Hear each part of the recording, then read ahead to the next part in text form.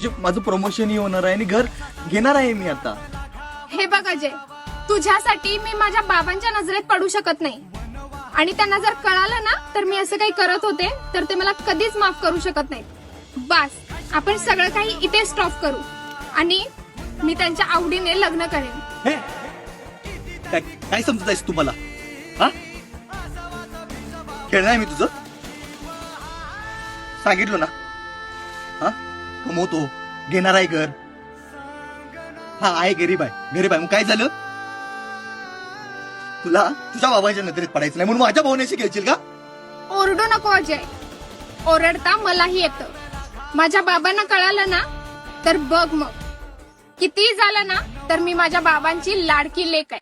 तुला अभिमान वाटत असेल ना बाबांची लाडकी लेक असून एका आईच्या लाडक्या मुलाला फसवत आहेस.